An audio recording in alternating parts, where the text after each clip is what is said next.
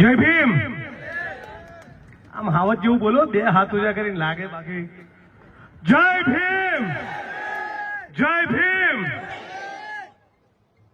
મંચ પર ઉપસ્થિત સૌ સન્માનનીય સાથીઓ, લિસ્ટ લાંબુ છે એટલે 2 મિનિટ જરા સાંભળજો. એક તો આપણા નીલાબેન ભારબલભાઈ સોઢા, એમના માટે જબરદસ્ત તાળીઓનો આવકાર થઈ જાય. આપણા પરિવારની દીકરી, આપણી બેન તાલુકા પંચાયતના પ્રમુખના સ્થાન ઉપર પહોંચી છે. સાથી ચૌહાણ સરદારસિંહભાઈ ભગવાનજીભાઈ, પંડ્યા ગૌતમભાઈ, Rabari Bababhai, Padhiyar Ramjibhai, Chauhan સૌસીભાઈ, વરણ નીલાભાઈ, Chauhan તગાભાઈ, Rathod ભાટમલભાઈ, વરણ Mohanbhai, Parmar Ratansinhbhai, soda દેવસીભાઈ, Rabari Amrabhai, soda Malabhai, કટારે Karshanbhai, Valia Fulabhai, Solanki Mavjibhai, soda ઓખાભાઈ, Parmar Kamabhai, Chauhan Mohanbhai, વેણ પ્રવીણભાઈ, વાલમિયા હમાભાઈ, સેંગલ પીરાભાઈ, ચૌહાણ શંકરલાલ, રાઠોડ ઈશ્વરભાઈ, ગાંચી રહેમતભાઈ, રાજપૂત ખોડાભાઈ, રબારી રૂપસીભાઈ, ઠાકોર જોરાભાઈ, વેડા રામસિંહભાઈ, આપ તમામ મિત્રો, નામી અનામી બધા મહાનુભાવો જે મંચ ઉપર ઉપસ્થિત છે. સમયની મર્યાદાના કારણે બધાના નામ ન લઈ શકો તો માફ કરજો. મારી સાથે આ વિસ્તારનું મજબૂત નેતૃત્વ અને બનાસકાંઠા જિલ્લા કોંગ્રેસના, થરાદ જિલ્લા કોંગ્રેસના પ્રમુખ, પૂર્વ ધારાસભ્ય, મારા સાથી મિત્ર ભાઈ સાથી ગુલાબસિંહભાઈ રાજપૂત મંચ ઉપર ઉપસ્થિત છે. સાથે ઠાકરસિંહભાઈ રબારી, તુલસીભાઈ, આંબાભાઈ, ગીતાબેન નાઈ, આપ તમામ મારી બહેનો, વાતાઓ, વડીલો, પત્રકાર મિત્રો, ખાલી 2-4 વાત કહીશ. તમારી રોટલા ખાવાનો સમય થયો, બહુ લાંબુ ભાષણ નહીં કરું. આજે આનંદનો જે વિષય છે એ છે કે પરિવારની એક દીકરી, પરિવારની એક બેન, એને તાલુકા પંચાયતના પ્રમુખનું પદ પ્રાપ્ત થયું છે. કોઈ બહુ સરસ વાત કરી પ્રવીણભાઈ ને બધા મિત્રો કે કદાચ બંધારણ ના હોત, કદાચ કોંગ્રેસ પાર્ટીએ આવી વ્યવસ્થા ઉભી ના કરી હોત, કદાચ ડોક્ટર બાબા સાહેબ આંબેડકર ના હોત, તો નીલાબેન સોઢા એ ધરણીધર તાલુકા પંચાયતના પ્રમુખ ના બન્યા હોત. એ વાતમાં કોઈ મિનમેક નથી. આજે આખી જે વ્યવસ્થાનું નિર્માણ થયું એના મૂળમાં પણ ક્યાંક ને ક્યાંક કોંગ્રેસ પાર્ટી છે. આ આપણે કોઈ દિવસ ભૂલવાનું નથી. અચાનક એક દિવસ અંગ્રેજોનું મન થયું અને દેશ છોડીને જતા નથી રહ્યા. કોંગ્રેસ પાર્ટીના હજારો લાખો સિપાહીઓએ પીઠ પર દંડા અને છાતી પર ગોળી ખાધી અને આ ભારત માતાની માટીમાં પોતાનું લોહી સિંચ્યું, ત્યારે અંગ્રેજોની ગુલામીમાંથી મુક્ત બન્યા છે.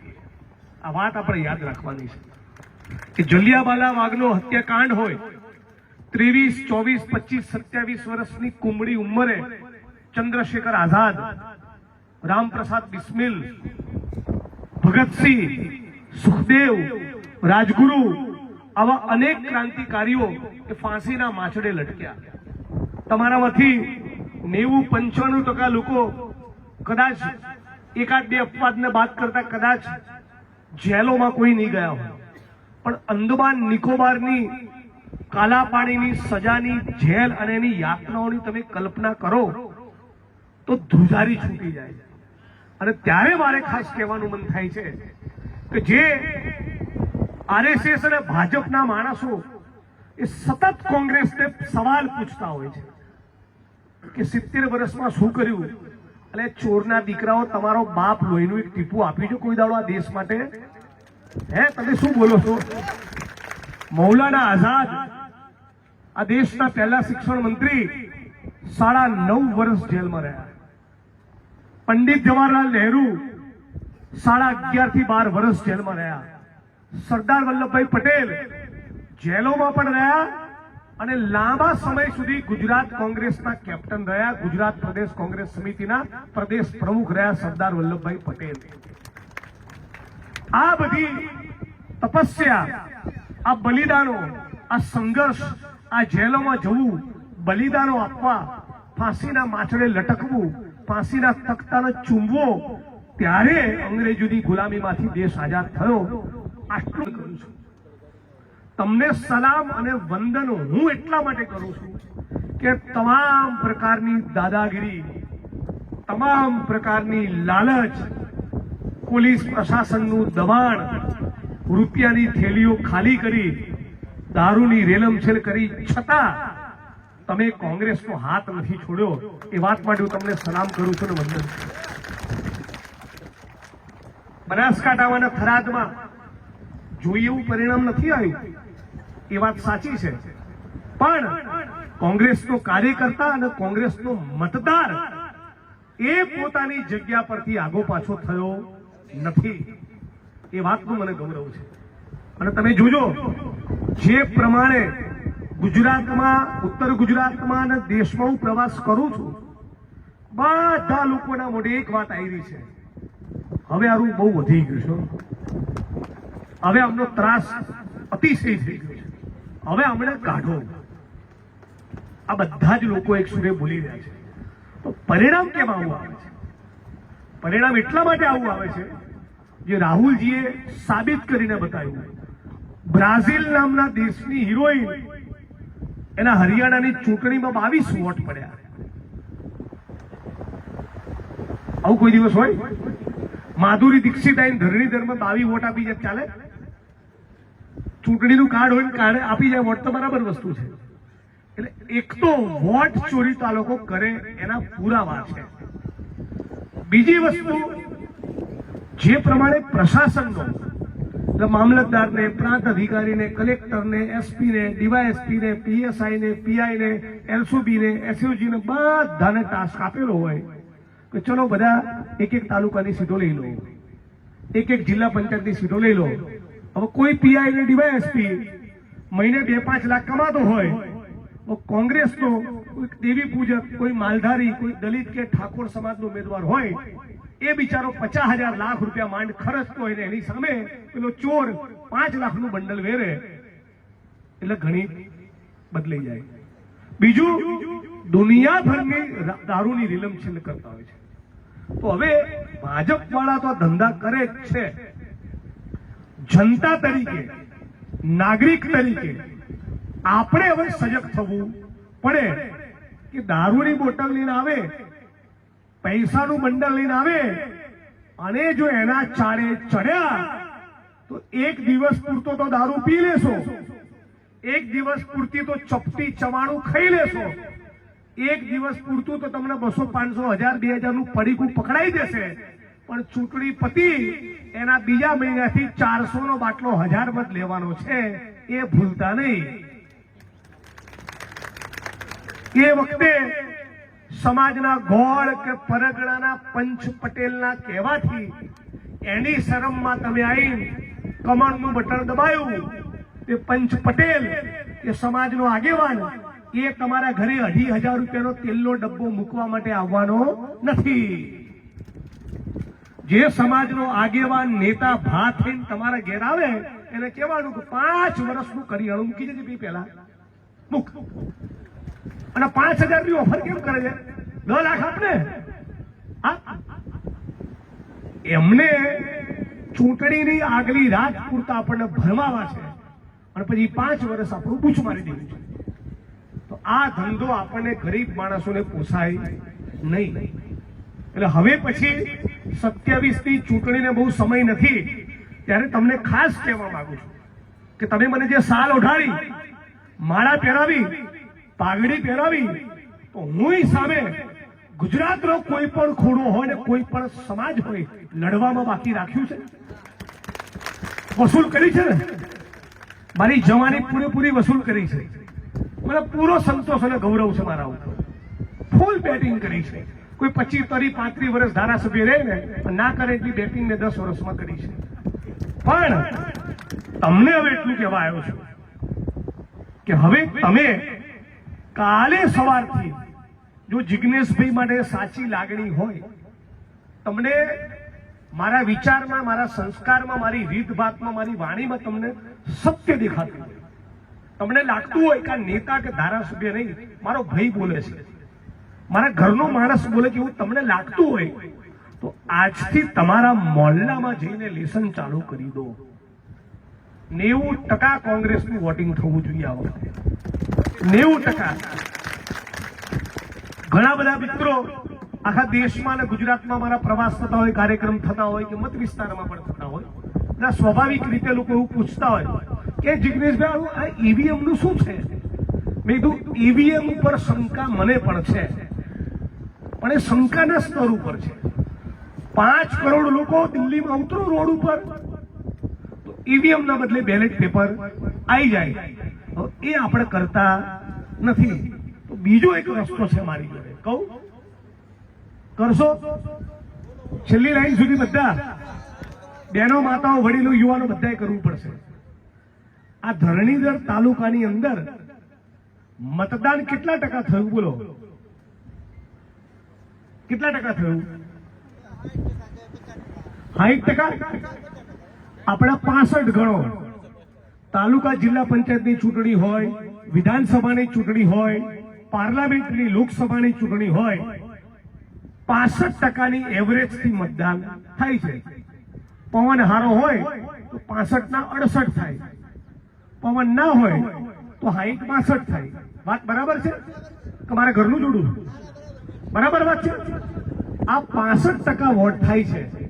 આ બાકીના 35% ઘેર પડ્યા રહી છે. એમાંથી 5% વોટિંગ વધારો તો દરેક વિધાનસભામાં 15,000 વોટ વધે. તો ઈવીએમ જખ મારે છે. આ થાય કે ના થાય?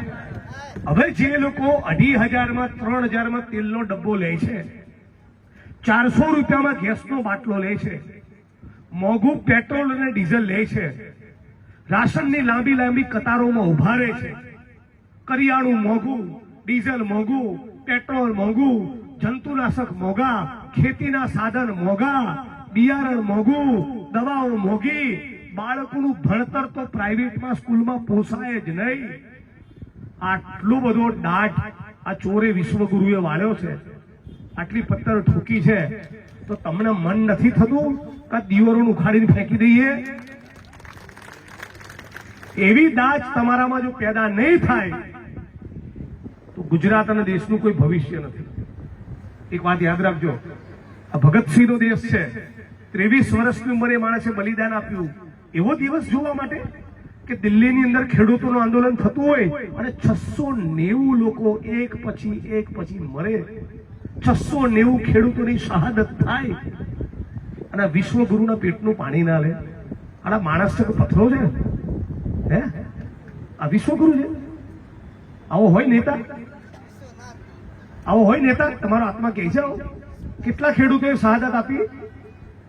690. બોલો કેટલા લોકો? બધા મારી સાથે બોલો. ભાજપની સરકાર સામે દિલ્હીમાં લડતા લડતા કેટલા ખેડૂતોએ બલિદાન આપ્યા? 690 ખેડૂતો. એટલે સમજો કે લગભગ 700 ખેડૂતોનો ભોગ લીધો. ઉત્તર પ્રદેશમાં ભાજપના એક મંત્રીના છોકરાએ ખેડૂતની છાતી પર આખી બોલેરો ગાડી ચડાઈ ચગડી ચૂંટીને મારી નાખી. આ સરકાર? આને સરકાર કહેવાય? આને નેતા કહેવાય? મધ્યપ્રદેશના મંદસૌરમાં ખેડૂતોની છાતી પર ગોળીઓ મારી. અને અત્યારે ગુજરાતમાં શું ચાલી રહ્યું જોવો છો ને? સુરેન્દ્રનગરમાં, દ્વારકામાં, રાજકોટમાં, જામનગરમાં, મોરબીમાં, એટલે જેતપર ગામની અંદર, સાપકડામાં, કોંઢગામમાં ખેડૂતોની મરજીની વિરુદ્ધ થાંભલા નાખી રહ્યા છે. તમારા વિસ્તારમાં આવશે, તૈયાર રહેજો. આવી ગયું ને? કહેજો 2 કરોડ આપો અને થાંભલો નાખો, બાકી ઘૂસવા દેવાના નથી. કેટલા રૂપિયા લેવાના? હવે આ 2 કરોડ કોની જોડેથી લેવાના છે ખબર તમને? મારી કેપેસિટી ના હોય અને તમે 2 કરોડ માંગો તો તકલીફ, પણ મુકેશ અંબાણીનો કોઈ તકલીફ છે? ગૌતમ અદાણીનો કોઈ તકલીફ છે? 50 કરોડ રૂપિયા ઉદાહરણ તરીકે આ ઓમાભાઈના એકાઉન્ટમાં પડ્યા હોય, આ તો વાત છે, નહીં મને ખબર છે, નહીં તો ફંડા પર ચૂંટણીમાં વડગામમાં ધારો કે 50 કરોડ રૂપિયા વ્હાઈટના સફેદના કાયદેસરના કોઈના બેંકના એકાઉન્ટમાં પડ્યા હોય એટલે મહિને વ્યાજ કેટલું આવે ખબર? 35 લાખ રૂપિયા વ્યાજ આવે. કેટલું વ્યાજ આવે? બોલો મોટેથી, કેટલું વ્યાજ આવે? હવે બેંકના ખાતામાં 50 કરોડ પડ્યા હોય, 35 લાખ વ્યાજ આવે એટલે રોજનો કેટલો રૂપિયો તમે વાપરી શકો વ્યાજમાંથી? લાખ રૂપિયો. બરાબર? 35 ને હવે 30 લાખ વ્યાજ ગણો એટલે રોજનો લાખ રૂપિયા વાપરી શકો. 5 સ્ટાર હોટલનું 1 મહિનાનું બુકિંગ કર્યું હોય તો 5000 રૂપિયામાં રૂમ આલે. બૈરી છોકરા કે તમે અલગ રૂમમાં પડ્યા રહેજો, મારે બીજો રૂમ જોઈએ, તો બીજા 5000 ગણો એટલે 10,000 રૂપિયાનું રોજ કોઈ ખાય તો એ 10,000 રૂપિયાનું 5 સ્ટારમાં એમનું ખાવાનું ગણો એટલે 20,000. પેટ્રોલ ડીઝલ બીજું 10,000 નું ભાડે તો 30,000. અને તેને ભેગા થઈને 20,000 ની રોજ શોપિંગ કરે, ખરીદી કરે, લુગડા લાવે, તોય રોજના 50,000 થી વધારે ખર્ચી શકે નહીં.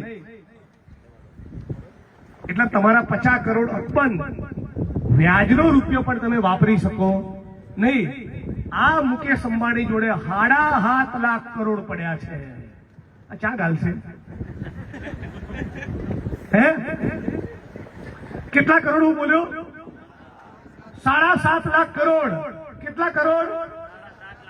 આ થરાદના તમારા ગૌતમ અદાણીની જોડે 7.5 લાખ કરોડની સંપત્તિ છે. ગૌતમ અદાણી અને મુકેશ અંબાણી આ બેની જોડે થઈને 15 લાખ કરોડ રૂપિયા છે. 15 કરોડ નહીં, 150 કરોડ નહીં, 1500 કરોડે નહીં, 15,000 કરોડ નહીં, 1.5 લાખ કરોડ પણ નહીં, 15 લાખ કરોડ. ગુજરાતની વિધાનસભાનું બજેટ 4 લાખ કરોડ, એનાથી 4 ગણા રૂપિયા આ બે ચોરો જોડે પડ્યા છે. હવે 2 કરોડ થાંભલાના માગવા કે નહીં? વાત સાચી ખોટી? હવે બીજી વાત, ધારો કે હું સરકાર હોઉં અને આ ગૌતમ અદાણી હોય અને આ મુકેશ અંબાણી હોય અને તમારા ખેતરમાં થાંભલા આવતા હોય તો મારે સરકારનું કામ શું? એ ગૌતમભાઈ, મુકેશભાઈ, આલો ને, દુનિયાના રૂપિયા તમે જો પડ્યા ચાલો. સરકારે અમને કહેવાનું હોય ને, એના બદલે પોલીસને કહે છે કે ધોકા મારો. સરકારે કંપનીઓને કહેવાનું હોય કે તમે કરોડપતિ, અરબપતિ, ખરબપતિ છે, તમારી તો ઠાઠડીઓ હોનાની થવાની છે. તમે ચંદનના લાકડા મળવાના છો, ઓછા લાકડો મળ્યા તો છો જ નહીં. તો આલો ને 2 કરોડ. આવું સરકારે કંપનીને કહેવાનું હોય. એના બદલે સરકાર કલેક્ટરને અને એસપીને કહે છે કે પાડી દો ખેડૂતોને, ચામડી ઉતારી દો ખેડૂતોને, કરોડ લાખથી બહાર, તળિયા તોડી નાખો એમના, મારો બેન દીકરીઓ માતાઓને. ધંધો ચાલે? લડવું પડશે કે નહીં લડવું પડે? તૈયાર છે? વાવ, થરાદ, સુઈગામ, ધરણીધર, આખો પટ્ટો રેડી? કરોડ લાકડા જેવું પછી આવે ફૂલ ટાઈટ કરવા માટે. બરાબર ને? આ દારૂ ડ્રગ્સ પર ટ્રાઇટ કર્યું તો થોડું પરિણામ મળ્યું ને? હમણાં મેસેજ કોકે આપ્યો તો રસ્તામાં કે પાછી થરાદ વાળી લાઈન 2 દાડાથી શરૂ થઈ છે, સારું કોકને લેસન આપી દઈએ, એક વિડીયો આવવા દો એટલી વાર. બરાબર?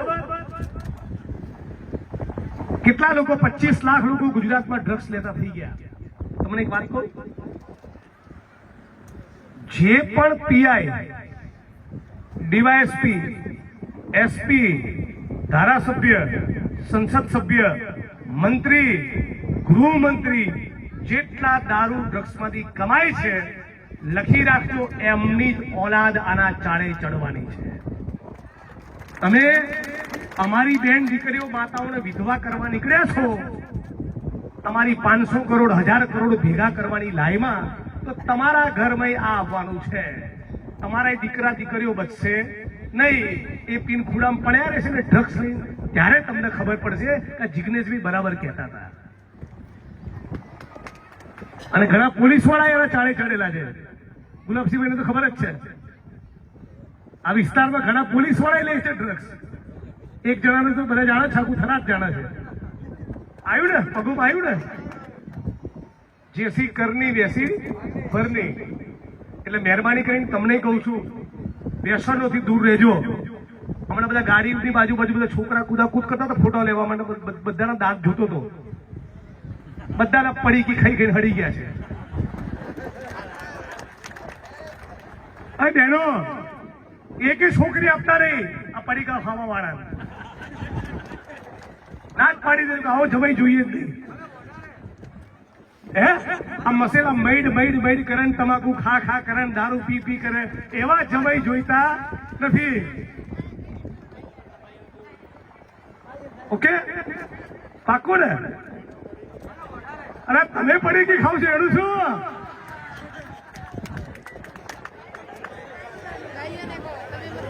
સાચું તો બંધ કરવાનું જ નહીં. પહેલા તમે જો સાંભળો મારી બહેનો, તમે જો બંધ નહીં કરો મને નુકસાન ખરું? મને શું નુકસાન? મારે તો વ્યસન છે ને, મને શું નુકસાન? પણ તમે જો બંધ નહીં કરો તો તમે તમારી દીકરી કે દીકરાને કઈ રીતે રોકશો? અને પછી આ મસાલા મળી બનીને આવડી કેન્સરની ગાંઠો થાય, અમદાવાદ સિવિલમાં નાવા થવાનું. થરાદમાં તો ઠેકાણા નથી હોસ્પિટલના, વાવમાં નથી, વડગામમાં નથી, પાલનપુરમાં નથી, ડીસામાં નથી. છે આખા તમારા ધરણીધર તાલુકામાં, આખા વડગામમાં, આખા પાલનપુરમાં, આખા વાવમાં, આખા થરાદમાં એક કેન્સરનો સ્પેશિયાલિસ્ટ ડોક્ટર છે. બેન દીકરીઓ માતાઓની ડિલિવરી કરાવવા માટે ગાયનેકોલોજીસ્ટ છે. કિડનીની બીમારી માટેનો ડોક્ટર છે ના. હોસ્પિટલનો તો ઠેકાણા નથી. આ વ્યસનથી જેટલા બચીશું એટલું આપણી આજની અને આવનારી પેઢી માટે સારું છે. આટલું કરશો કે નહીં કરો મારી બહેનો? કરશો સંકલ્પ? તમે પડીકી પણ નહીં ખાઓ તો તમે તમારા ઘરવાળાને કઈ હકશો પોટલી ના પીતો લ્યા? બરાબર ને? તો આટલો સંકલ્પ કરો. બહુ લાંબુ ભાષણ નહીં કરવું, રોટલાનો ટાઈમ થયો. ફરી એકવાર હું અને ગુલાબસિંહભાઈ આવીશું. આખી તાલુકા કોંગ્રેસની ટીમ આવશે અને એ દિવસે ભાષણનો કાર્યક્રમ નહીં રાખીએ. ધરણીધર તાલુકાના સર્વ સમાજના લોકો રોડ, રસ્તો, ગટર, વીજળી, પાણી, શિક્ષણ, આરોગ્ય, રોજગાર, આવાસ યોજના, ઘરનો પ્લોટ, જમીન, ઈધર કિધર, જે પણ તકલીફ, જે પણ સવાલ, જે પણ અરજી હોય એ લઈને આવજો. સવારના 10 થી સાંજના 4 વાગ્યા સુધી બેસી. જોડે ગુલાબસિંહભાઈ હશે, જ્ઞાનીબેન હશે, હું હોઈશ અને તાલુકાના પ્રમુખ હશે. અને અરજી આવે અને એમાંથી 10માં કામ થાય તો મને લાગશે કે મારું ધારાસભ્ય થવું અને તમે મને ઓઢાડેલી પાઘડી એ 2 લેખે લાગ્યા. તમારું કામ થાય એમાં મને ખૂબ રસ છે. ગરીબ માણસનું કામ દોડીને કરતો હોઉં છું. ગુજરાતમાં ક્યાંય પણ અત્યાચાર કન્યા જોઉં તો દોડીને જતો હોઉં છું.